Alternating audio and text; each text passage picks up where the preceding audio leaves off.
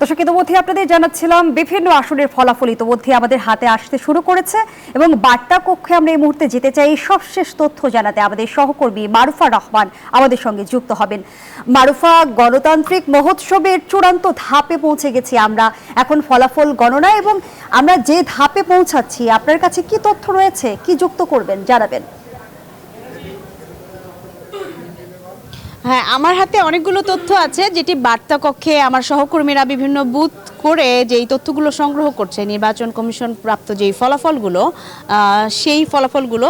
তো প্রথমেই আমি আপনাকে সর্বশেষ আপডেট জানাতে চাই বিএনপি চেয়ারম্যান তারেক রহমানের দুটি আসনের তথ্য। বগুড়া ৬ সদর আসনে বিএনপি চেয়ারম্যান তারেক রহমান তিনি 2,16,284 ভোট পেয়ে বেসরকারিভাবে নির্বাচিত হয়েছেন এবং তার নিকটতম প্রতিদ্বন্দ্বী জামায়াত প্রার্থী আবিদুর রহমান সোহেল তিনি 97,626 ভোট পেয়েছেন এবং ইসলামী আন্দোলনের প্রার্থী আনব মামুনুর রশিদ তিনি পেয়েছেন 2,508 ভোট। এবং বগুড়ার 7-এর তথ্য যদি আপনাকে জানাই, গাবতলী এবং শাহজাহানপুরের যেই আসনটি, সেই আসনে বিএনপির প্রার্থী মোর্শেদ মিল্টন বিপুল ভোটে তিনি জয়লাভ করেছেন এবং তিনি ধানের শীষ প্রতীকে 2,62,501 ভোট পেয়ে বিজয়ী হয়েছেন এবং তার নিকটতম প্রতিদ্বন্দ্বী দাঁড়িপাল্লা প্রতীকে গোলাম রব্বানী তিনি 1,15,184 ভোট পেয়েছেন।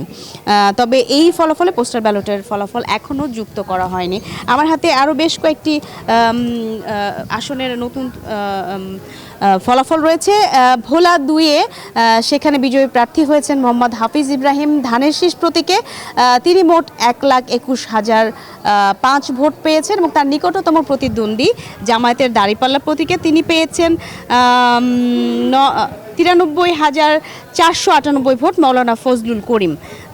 এরপরে আমি চলে যাই ভোলা 3 আসনে, যদি সেখানে বিএনপির প্রার্থী হাফিজ উদ্দিন আহমেদ তিনি বিজয়ী হয়েছেন এবং তার প্রাপ্ত ভোট 1,51,774 এবং তার নিকটতম প্রতিদ্বন্দ্বী ছিলেন জামায়াতের মোহাম্মদ নিজামুল হক, তিনি পেয়েছেন 55,660 ভোট। এবং একই সাথে ভোলার 4-এর ফলাফল আমাদের হাতে এসেছে, সেখানে বিজয়ী হয়েছেন বিএনপির ধানের শীষের প্রার্থী মোহাম্মদ নুরুল ইসলাম, তিনি মোট ভোট পেয়েছেন 1,89,712 এবং তার নিকটতম প্রতিদ্বন্দ্বী জামায়াতের তিনি মোস্তফা কামাল ভোট পেয়েছেন 81,446। এছাড়াও সারা দেশ থেকে প্রাপ্ত আরও অনেক তথ্য আমাদের কাছে আছে, আমরা একটু আমাদের সহকর্মীদের সাথে কথা বলার চেষ্টা করি। আপনারা ফলো করছেন আজকে দুদিন হল। সর্বশেষ যদি বলি যে কারা এগিয়ে এখন পর্যন্ত, আপনি কোন এলাকা ফলো করছেন, সেখানে কারা কোন প্রতীকে এগিয়ে আছে? আমি আছি বরিশালের দায়িত্বে এবং বরিশালে আমি যতটুকু দেখতে পাচ্ছি যে বিএনপি বেশ অনেকখানি এগিয়ে। বাকি যে দলগুলো আছে তাদের তুলনায় বিএনপি বলা যেতে পারে যে এখন পর্যন্ত বিজয়ের দিকে। ধন্যবাদ। আমরা ঢাকা চট্টগ্রাম ফলো করছেন আমাদের সহকর্মী চন্দ্রানী চন্দ্রা, আপনার কাছে কি তথ্য আছে? সর্বমোট যদি মোটা দাগে বলি যে এখন পর্যন্ত আপনি যে আসনগুলো ফলো করছেন সেখানে কারা এগিয়ে? সেখানে আসলে ধন্যবাদ মারুফা, সেখানে যে এগিয়ে আছে হচ্ছে বিএনপি। তার মধ্যে এই এতক্ষণ ধরে আমি বিএনপি মানে জিতার ইয়েটাই পাচ্ছিলাম, মাত্রাটা বেশি ছিল, কিন্তু এবারে প্রথম বাঁশখালীতে দেখলাম জামায়াত জিতেছে। এই কিছুক্ষণ আগে আমার হাতে ফলাফলটা এসছেন, সেখানে বিএনপি পেয়েছেন 82,237 আর জামাত পেয়েছে 89,960 ভোট। আপনাকে ধন্যবাদ চন্দ্রানী চন্দ্রা। আমরা কিন্তু দেখতে পাচ্ছি ফলাফল যতটা আসলে দীর্ঘ হওয়ার কথা ছিল, বলা হচ্ছিল নির্বাচন কমিশনের দিক থেকে যে এবার যেহেতু 2টি ব্যালটে ভোট, যার জন্য বেশ সময় লেগে যেতে পারে এবং শুক্রবার বিকেল নাগাদ বা শুক্রবার রাত গড়িয়ে যেতে পারে, কিন্তু আমরা দেখছি বেশ দ্রুত গতিতে কিন্তু ফলাফলগুলো আসছে আমাদের হাতে। এছাড়াও আমি যদি সারা দেশে একটু নজর দিই, জয়পুরহাট 2, সিলেট 6, কুমিল্লা 4, এভাবে ক্রমান্বয়ে অনেকগুলো কেন্দ্রের ফলাফল আমার কাছে রয়েছে। আমি সিলেট 6-এর তথ্য যদি জানাই, সেখানে বিএনপির প্রার্থী ডক্টর ইমরান আহমেদ তিনি পেয়েছেন 97,946 ভোট এবং জামায়াতের যিনি প্রার্থী সেলিম উদ্দিন তিনি পেয়েছেন 89,157 ভোট। কুমিল্লা 4-এর দিকে যদি আমরা দৃষ্টি দিই, সেখানে আমরা দেখছি হাসনাত আবদুল্লাহ তিনি বিজয়ী হয়ে গেছেন। যশোর 6 মুক্তার আলী তিনি দাঁড়িপাল্লা প্রতীকে 91,037 ভোট পেয়েছেন এবং আবুল হোসেন আজাদ তিনি বিএনপির প্রার্থী হিসেবে এখানে 79,000 63,159 ভোট পেয়েছেন। হবিগঞ্জ 2-এ আমরা নজর যদি দিই, সেখানে বিএনপি প্রার্থী ডাক্তার সাকওয়াত হাসান জীবন তিনি পেয়েছেন 1,25,500 ভোট এবং তার নিকটতম প্রতিদ্বন্দ্বী জামায়াত থেকে দাঁড়িপাল্লায় প্রার্থী হিসেবে আবুল বাসেত আজাদ তিনি পেয়েছেন 63,311 ভোট। আমরা আবারও একটু সহকর্মীদের কাছে যেতে চাই যারা আসলে বুথগুলোতে কাজ করছে, আমরা একটু তাদের কাছে জানতে চাই। আপনি রাজশাহী, রংপুর যে আসনগুলো সেগুলো সম্ভবত আপনি ফলো করছেন। ময়মনসিংহের কি অবস্থা বলেন তো একটু।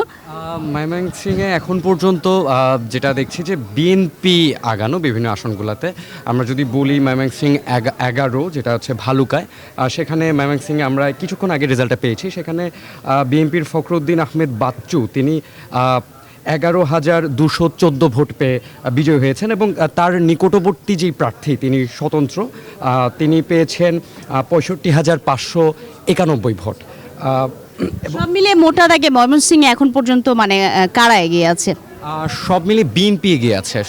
আমরা দেখতে পাচ্ছি যে বিএনপি এগিয়ে আছে, তবে ভোটের তারতম্যটা খুব একটা বেশি না, তবে বিএনপি এগিয়ে আছে। এখন পর্যন্ত আমরা আমাদের সহকর্মীদের বিভিন্ন বুথে যেগুলো তো আমরা গেলাম এবং কথা বললাম, এখন পর্যন্ত আমরা দেখছি যে মোটা দাগে বিএনপি এখনো পর্যন্ত এগিয়ে আছে। আমাদের আরেক সহকর্মী, আপনি কোন এলাকা ফলো করছেন এবং সেখানকার সর্বশেষ কি তথ্য আছে?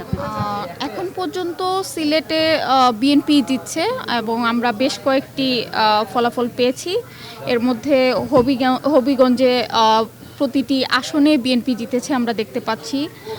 2-1টি আসনে শুধুমাত্র আমরা জামায়াত প্রার্থী দেখতে পাচ্ছি। ধন্যবাদ। তো মোটা দাগে আমরা যেটি দেখলাম যে বেশ দ্রুত তালেই আসলে আমরা ভোটের যেই প্রাপ্ত তথ্য বা ফলাফল সেটি অনানুষ্ঠানিকভাবে আমাদের হাতে চলে আসছে। আনুষ্ঠানিক ফলাফল ঘোষণার তো এখনও বাকি। আমরা সিলেট 5-এ যদি একটু দৃষ্টি দিই, সেখানে জামায়াতের প্রার্থী মুফতি আব্বুল হাসান তিনি পেয়েছেন 75,814 এবং বিএনপির খেজুর গাছ প্রতীকে ওবায়দুল ফারুক বিএনপি জোটে আছেন, তিনি পেয়েছেন 69,584 ভোট এবং লালমনিরহাট 3-এ আসাদুল হাবিব দুলু তিনি বিএনপি প্রার্থী হিসেবে 84,746 ভোট পেয়েছেন এবং তার নিকটতম প্রতিদ্বন্দ্বী জাতীয় পার্টি থেকে জাহিদ হাসান তিনি পেয়েছেন 55,359 ভোট। চট্টগ্রাম 7-এ আমরা যদি দেখি, হুম্মাম কাদের আলোচিত প্রার্থী বিএনপির সালাউদ্দিন কাদের চৌধুরীর পুত্র তিনি পেয়েছেন 1,367 ভোট এবং তার নিকটতম প্রতিদ্বন্দ্বী জামায়াতের প্রার্থী রেজাউল করিম তিনি পেয়েছেন 38,665 ভোট। এরপর সিলেট 4-এ আমরা দৃষ্টিপাত করলে আমরা দেখি যে বিএনপির প্রার্থী আরিফুল হক চৌধুরী তিনি পেয়েছেন 1,81,609 ভোট এবং তার নিকটতম প্রতিদ্বন্দ্বী জামায়াতের প্রার্থী জয়নাল আবদিন তিনি পেয়েছেন 65,776 ভোট এবং ভোলা 3-এর কথা তো জানালামই একটু আগে, শুরুতেই সর্বশেষ যেটি এসেছে। পিরোজপুর 3-এর কথা যদি বলি, বিএনপির প্রার্থী তিনি পেয়েছেন 50,276 ভোট মোহাম্মদ রুহুল আমিন এবং জামায়াতের প্রার্থী শামীম হামিদি তিনি পেয়েছেন 28,690।